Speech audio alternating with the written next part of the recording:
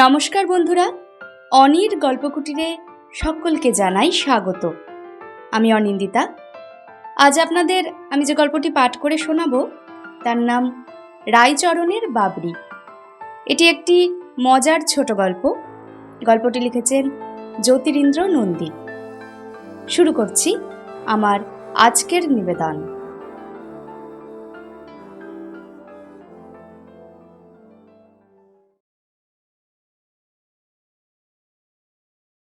রসিকতা করিয়া পাড়ার লোকে আগে রাইচরণ ঘোষকে বাবরি ঘোষ বলিয়া ডাকিত। এখন ঘোষটাও উঠিয়া গিয়াছে। এখন গলা ছাড়িয়া সবাই ডাকে বাবরি। হ্যাঁ, বাবরির মতো একখানা বাবরি রাইচরণের মাথায়। তাহার কুচকুচে কালো প্রকাণ্ড ঝাঁকড়া মাথাটার দিকে তাকাইলে রীতিমতো ঈর্ষা হয়। মনে হয় ঈশ্বর একটা লোকের মাথায় এমন অজস্র চুল দান করিয়া অন্যায় পক্ষপাতিত্ব করিলেন। না জানি ইহার পরিবর্তে আরো কটা মাথা একেবারে ন্যাড়া করিয়া তাহাকে গড়িতে হইয়াছে। আর রায়চরণের বাবরিটার বাহার আছে, তাহার চুলের জাতি আলাদা। একটা চুলের গায়ে আর একটা লাগিয়া নাই, কোকড়া লম্বা চিকন সাপের মতো ঢেউ খেলানো। এমন সুন্দর এমন পরিপুষ্ট একখানা বাবরি যার মাথায় আছে, সে ভিতরে ভিতরে গর্ববোধ করিবে বই কি, রায়চরণও করে। সুতরাং পাড়ার লোকে বাবরি বলিয়া ডাকিলে সে রাগ করে না, বরঞ্চ মনটা তাহার রঙিন হয়। খুশির চোটে আপন মনে বাবরিটায় একবার জোরে ঝাঁকানি দেয়। রায়চরণ লোক ভালো, সাদাসিধে, স্বাস্থ্যটি চমৎকার, দিব্য গোলগাল কালো নাদুস নুদুস শরীর, গায়ে একখানা হাত কাটা খাকি শার্ট, পরনে মিলের সাধারণ আধময়লা কাপড়, হাঁটু পর্যন্ত কাপড়টা উঠিয়া থাকে, ফলে দুপায়ের মাংসলো গুটি দুটি সারাক্ষণ সকলের চোখে পড়ে। আর স্বাস্থ্য ভালো বলিয়া মনটাও তাহার বেশ ঝরঝরে। মুখে একটা সস্তা হাসি অষ্টপ্রহর লাগিয়াই আছে। রসিকতা সে পছন্দ করে। অনেকেই প্রশ্ন করে, দাদা অমন বাবরিটা কি করে বাগালে?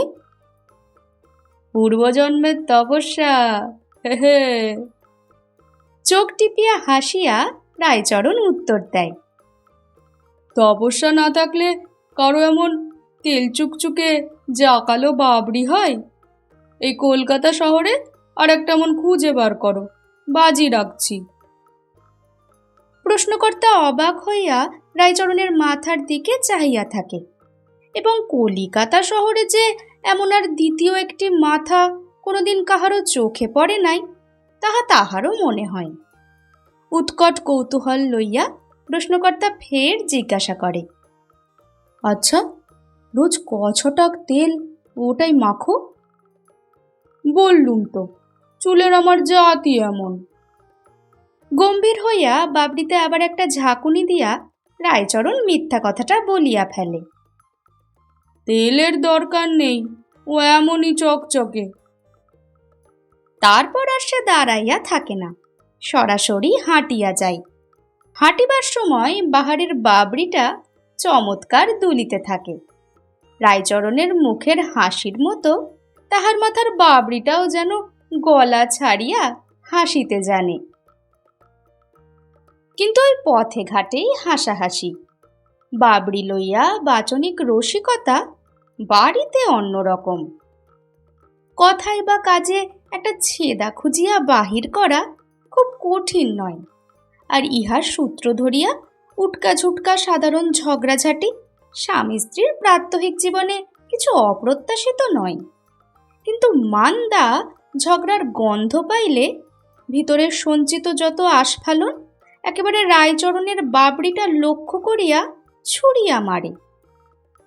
সর আমার চোখের সম্মুখ থেকে, নইলে বটি দিয়ে চুলের গুড়ি শুদ্ধ কেটে সাবার করে দেব। ভালো মানুষ রায়চরণ তবু ফ্যা ফ্যা করিয়া হাসে। মান্দা আরও জ্বলিয়া ওঠে, যা দেখতে পারি নে, অসুরের মতো চুলের ঝাড়, দেশলাইয়ের কাঠি জেলে পুড়িয়ে দেব একদিন। আবার গজাবে। স্ত্রীর আরও কাছে সরিয়া আসিয়া হাত ঘুরাইয়া রায়চরণ বলে, রক্তবীজের বংশ, হে হে, পুড়িয়েই দাও আর কেটেই ফেলো, চুল ফের গজাবে, ফের দেখতে না দেখতে বাবরি গজাবে। মান্দা খেকাইয়া ওঠে, যত সব অনাথ সৃষ্টি, চুল না চিতাবাঘের জঙ্গল? মাগো, ছিঁড়ি দেখলে অঙ্গে ঘেন্না ধরে, গন্ধে বমি আসে। পাগল! হাসিয়া গায়ের জামাটা খুলিয়া ফেলিতে ফেলিতে রায়চরণ বলে, বাবরি দেখে শহরের লোকের চোখ টাটাই, আর তোমার কি না হয় ঘেন্না, বমি আসে। তারপর তেলের বোতলটা একদিক হইতে আনিয়া বা হাতের তেলই যখন এতখানি তেল গপ গপ করিয়া সে ঢালিয়া ফেলে, তখন মান্দা স্থির থাকিতে পারিল না। ছো মারিয়া রায়চরণের হাত হইতে বোতলটা ছিনাইয়া আনে। বলি, রোজ আতপো তেল মাথায় মাখালে হতুর হতে কদিন? না, না খেলেও চলবে, চুলে কেরোসিন মাখতে পারো না? প্রত্যহ স্নানের পূর্বে সুমুখে আরশি লইয়া অন্তত আধ ঘণ্টা লাগাইয়া রায়চরণ মাথায় তেল মাখে। হাতের ঘষায় যতক্ষণ না চুল গরম হইয়া ওঠে, রায়চরণের তৈলমর্দন শেষ হয় না। চুল গরম হইয়া উঠিলেও মাথা তাহার তেমনি ঠান্ডা থাকে। রাগের মাথায় মান্দা যখন শেষ পর্যন্ত আরশিটাও কাড়িয়া লয়, হাসিতে হাসিতে সে বলে, আরে করো কি, দাও আরশি দাও। চুপ! বন্দুকের গুলির মতো মান্দা ছিটকাইয়া পড়ে। আমিরি আর করতে হবে না, পায়ের উপর পা তুলে চুলে তেল মাখালেই সংসার চলে আর কি। ক পয়সা রোজগার করো, কটা পয়সার মুরদ শুনি? এবার গম্ভীর হইয়া রায়চরণ বলে, শোনো কথা, বলেছি তো আমার বাবরির কল্যাণে সংসার তোমার শ্রীমন্ত হয়ে উঠবে, দেখো। দেখছি, ছাই হবে। দেখতে দেখতে দু চোখে পোকা পড়ে গেল, নইলে একদিনেও শশীর বোর মতো একটা স্কার্ট পার শাড়ি আর দেখলুম না। আরশিটা ছুড়িয়া ফেলিয়া দুমদাম শব্দে পা ফেলিয়া মান্দা সরিয়া পড়িল। বাবরির ভেতর দুহাতের সব কটি আঙুল ডুবাইয়া রায়চরণ হঠাৎ ভাবিতে থাকে, ছেলে মেয়ের পাট নাই। ৪২ বছর বয়সেও রায়চরণ যদি একটা বাবরির জন্য এত করতে পারে, তবে মান্দার এই বয়সে একটা শাড়ির শখ হইবে, ইহাতে অবাক হইবার কি আছে? শাড়ি দিয়া মান্দা সুন্দরীর মান ভাঙাইতে রায়চরণ স্থির প্রতিজ্ঞ হইল। তারপর ফের সে আরশি লইয়া বসিল বাবরি বাগাইতে। কথাটা রায়চরণ মিথ্যা বলে নাই। হয়তো শুধু তার বাবরির জন্যই রায়চরণের সেলাইয়ের দোকান এমন ভালো চলিতেছিল। শেয়ালদার কাছাকাছি বউবাজারের মোড়ের মাথায় রায়চরণের এক দরজার দোকান। তাহার দোকানের সে নিজেই একটা বিজ্ঞাপন, মানে মাথার বাবরিটা। যত লোক ফুটপাত দিয়ে চলে, রায়চরণের দোকানের কাছে আসিয়া অন্তত কয়েক মিনিটের জন্য দাঁড়াইয়া অবাক হইয়া চাহিয়া থাকে। পথিকের দৃষ্টি আকর্ষণ করিবার মতো ওই একটা বাবরি যথেষ্ট। পা দিয়া সেলাইয়ের কল চালাইবার সময় শরীরের মৃদু ঝাঁকুনিতে বাবরিটা যখন কাঁপিতে থাকে, তখন কাহার না দাঁড়াইয়া দেখিতে ইচ্ছা করে। আর আজ যাহারা দেখিয়া গেল, কলিকাতা ছাড়িয়া চলিয়া না গেলে আবার কাল আসিবে। হয়তো তারপর দিন সরাসরি দোকানে ঢুকিয়া পাঞ্জাবি, শার্ট, যা হোক একটা কিছুর অর্ডার পর্যন্ত দিয়া ফেলিবে। অর্থাৎ সেই সূত্রে তাহাদের রায়চরণের সঙ্গে আলাপ পরিচয় করিয়া লইবার ইচ্ছা। এমন বাবরি যার মাথায়, তার সঙ্গে পরিচিত হইবার লোভ সকলেরই হয়। মান্দা এই বাবরির জন্য বটি তুলিয়া বেচারাকে যতই শাসাক। একদিন একটা কাবুলিওয়ালা বাহির হইতে দেখিয়া গট গট করিয়া ভিতরে ঢুকিয়া একেবারে রায়চরণের সামনেই আসিয়া দাঁড়াইল। লোকটা এমনভাবে তাকাইতেছিল যেন সম্ভব হইলে বাবড়িটা মূল শুদ্ধ ছুরি দিয়া উপড়াইয়া সে নিজের মাথায় তুলিয়া বসাইয়া দেয়, কারণ তাহার মাথায়ও ছোটখাটো একটা বাবড়ি ছিল। সেলাই হইতে মুখ তুলিয়া রায়চরণ সোজা হইয়া বসিল। প্রকাণ্ড মুখবেদান করিয়া কাবুলিওয়ালা হাসিয়া বলিল, একটু পয়জামা বানায়গা। আর কি, তৎক্ষণাৎ গজের ফিতা ফেলিয়া মাপজোপ লইয়া থানের কাপড় কাটিয়া আনিয়া রায়চরণ কাবুলিওয়ালার পাজামা তৈরি করিতে লাগিয়া গেল। একটা দৃষ্টান্ত দেখাইলাম। প্রত্যহ এমনই আরো অনেক খরিদ্দারের কল্যাণে সেলাইয়ের ব্যবসা বাবরি ঘোষের ভালোই চলিতেছিল। সেদিন দুপুরের দিকে দোকানটা বেশ নিরিবিলি। ফিটফাট এক ভদ্রলোক আসিয়া ভিতরে ঢুকিলেন। দুই চক্ষু অনুবীক্ষণের মতো করিয়া ভদ্রলোক গভীর মনোযোগের সহিত রায়চরণের বাবরি পর্যবেক্ষণ করিতেছিলেন। বসুন বলিয়া অভ্যর্থনা করিয়া রায়চরণও অপেক্ষায় রহিল একটা কিছু অর্ডারের আশায়। আশ্চর্য, ভদ্রলোক সে পথ মারাইলেন না। আস্তে আস্তে সরিয়া আসিয়া রায়চরণের ঘনিষ্ঠ হইয়া মোলায়েম মিহি গলায় আগন্তুক প্রশ্ন করিলেন, কদিন আপনার এ দোকান? 2 বছর। রায়চরণ একটু অবাক হইল। তাই বলছিলুম।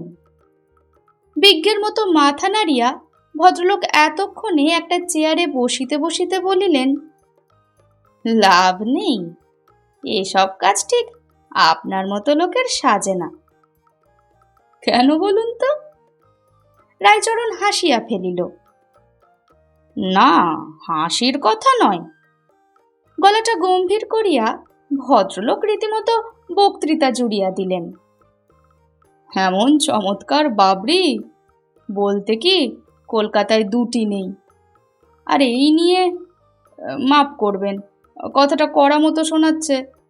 আপনি এখানে বসে কল চালাতে হিমশিম খাচ্ছেন, অথচ এই চুল দিয়ে আপনি দেশ জোড়া নাম কিনতে পারেন। এমন বাবরির যদি যোগ্য ব্যবহার না হয়, ভারী দুঃখের কথা মশাই, মাইরি। পারিলে ভদ্রলোক রায়চরণের বাবরিটা চোখ দিয়া গিলিয়া ফেলেন আর কি। একবার থামিয়া ঘাড় ফিরাইয়া একবার দরজার বাহিরে তাকাইয়া শেষে আর কোনো ভূমিকা না করিয়া সোজা বলিয়া বসিলেন, চলুন আমাদের থিয়েটারে, আপাতত 100 টাকা মাস মাস পাবেন। রায়চরণ এতক্ষণে ব্যাপার বুঝিতে পারিয়া হাসিয়া বাবরিতে ঝাঁকানি দিয়া বলিল, ও বাপরে, আমার 14 পুরুষ থিয়েটার কি জানলো না মশাই? মাপ করবেন, ও সব আমার দ্বারা হবে না। 100 বার হবে, আমি বলছি। সেলাইয়ের কলটার গায়ে 2 আঙুলের টোকা মারিয়া ভদ্রলোক বলিলেন, কার হবে আর কার হবে না আমরা বেশ চিনি মশাই। থিয়েটারের ম্যানেজারি করে 11 বছর কাটলো যে। না, আপনার শরীরের টাইপ, চুলের ফ্যাশন, গলা ছেড়ে বলতে পারি অ্যাক্ট করবার জন্য। রায়চরণ চুপ করিয়া রহিল। ম্যানেজার তখনও থামেন নাই। অবশ্যই প্রথমটাই অভ্যাস নেই, একটু কেমন কেমন ঠেকবেই তো, পরে সব ঠিক হয়ে যাবে। কত দেখলুম মশাই, তখন আপনি নিজে আলাদা করে নতুন পার্টি খুলে না বসেন, যার নাম বাতিক। একবার পেলেই হলো, শেষটাই তাই হয়। ম্যানেজার হাসিতে লাগিলেন। রায়চরণ হাসিয়া উঠিল। ম্যানেজার মনে মনে বলিলেন, এইবার পথে এসেছে। তারপর উঠিয়া দাঁড়াইয়া, আচ্ছা আজ আসি, কথাটা চিন্তা করবেন, কাল একবার দেখা পাবেন, নমস্কার। নমস্কার। লোকটা বাহির হইয়া গেলে রায়চরণ যেন হাঁপ ছাড়িয়ে বাঁচিল। বাবরিতে ঝাঁকানি দিয়ে ফের সে সেলাইয়ের কলে ঝুঁকিয়া পড়িল। মনে মনে কহিল, থিয়েটার না কচু, আমার এমন ব্যবসাটা কিনা মাটি হয়ে যাক। আসুক কাল, মুখের ওপর বেশ দু কথা শুনিয়ে দেব। রাত্রে খাইতে আসিয়া কথাটা স্ত্রীর কানে রায়চরণ না তুলিলেও পারিত। কে জানে মান্দা এমন প্রলয়ঙ্করী হইয়া উঠিবে।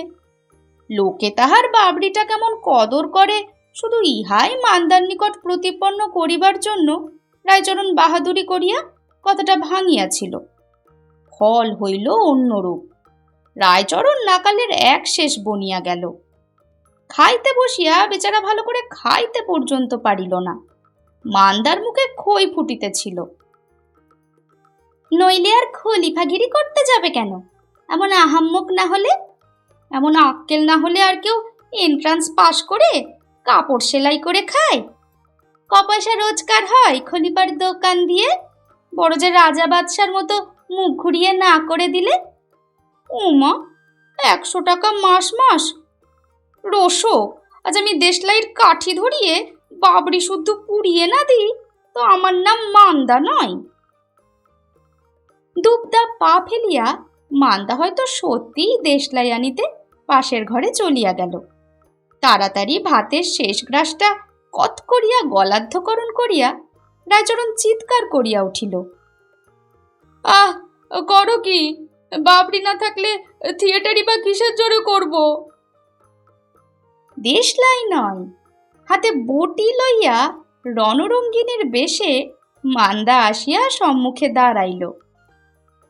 তবে বলো, কাল রাজি হবে? বলো, নইলে। বটিটা সত্য সত্যই মান্দা বাগাইয়া ধরিয়াছে।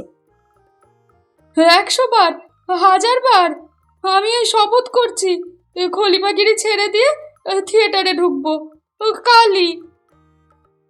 কারণ রায়চরণ জানিত, নইলে রাত্রিটা তাহাকে বাহিরে বসিয়া কাটাইতে হইবে।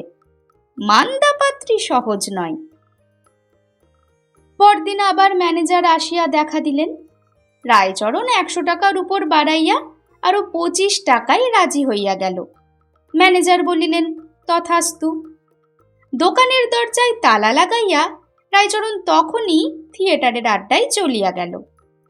1 দিন, 2 দিন, তৃতীয় দিনের দিন তখন একটা নবলিখিত নাটকের মহলা চলিতেছিল। রায়চরণের মাথায় হঠাৎ কি এক দুর্ভাবনা আসিয়া বাসা বাঁধল। আড়ালে ম্যানেজারকে ডাকিয়া আনিয়া বলিল, আচ্ছা মশাই, এই যে আমাকে ডাকাত সর্দারের পাঠ করতে হবে, আমি তো আর সত্যিকারের ডাকাত নই। তা তো নাই।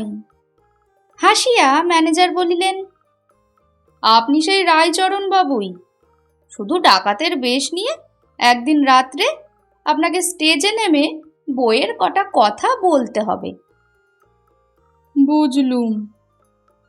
গম্ভীর হইয়া রায়চরণ কহিল, এবং আমার এই ডাকাতের সাজ পোশাক, ডাকাতের মতো কথাবার্তা, লুঠতরাজ, মারপিট করা, এসব কোনোটাই সত্যি নয়, কৃত্রিম। এমনকি দর্শকবৃন্দ পর্যন্ত জানবে এগুলো আগাগোড়া মিথ্যা।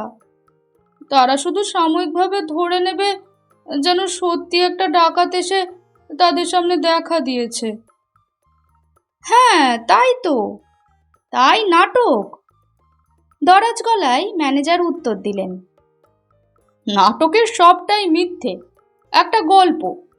তবু তা সত্যি করে দেখবার, সত্যি বলে মেনে নেবার মানে একটা সাময়িক উপভোগ ছাড়া আর কি।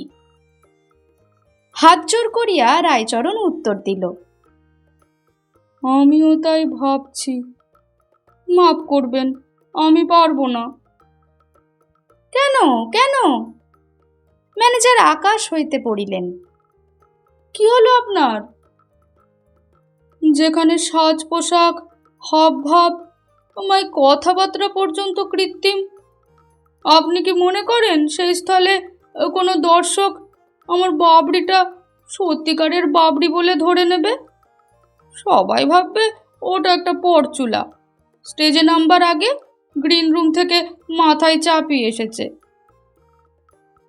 লোকটা পাগল না আর কিছু?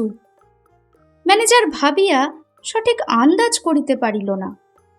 রায়চরণ আর বাক্য ব্যয় না করিয়া সোজা রাস্তায় নামিয়া আসিয়া মনে মনে বলিল, বেঁচে থাক আমার সেলাইয়ের দোকান, দোকানে বসে পয়সাও রোজগার হবে, বাবরি দেখানোও চলবে। স্টেজে উঠি আর লোকের চোখে অমন বাবরিটা কিনা পরচুলা হয়ে যাক। তারপর এ রাস্তা ও রাস্তা ঘুরিয়া আপাতত কলেজ স্ট্রিটের একটা দোকান হইতে আগে এক জোড়া হাল ফ্যাশনের স্কার্ট পার শাড়ি কিনিয়া তবে রায়চরণ বাড়ির রাস্তা ধরিল, নহিলে মান্দা আবার বটি লইয়া তাড়া করিবে। থিয়েটারে মাসে মাসে 125 টাকা মাইনের চেয়ে রায়চরণের বাবরির মায়া অনেক বেশি। অবশ্য বাঁচিয়া থাকিতে মান্দা তাহা বুঝিবে না।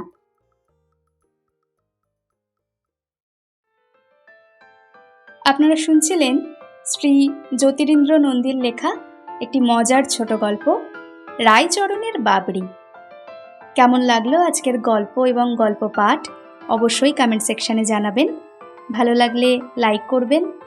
নতুন বন্ধুরা চ্যানেলটি সাবস্ক্রাইব করতে প্লিজ ভুলবেন না। সকলে খুব ভালো থাকুন, সুস্থ থাকুন। ধন্যবাদ।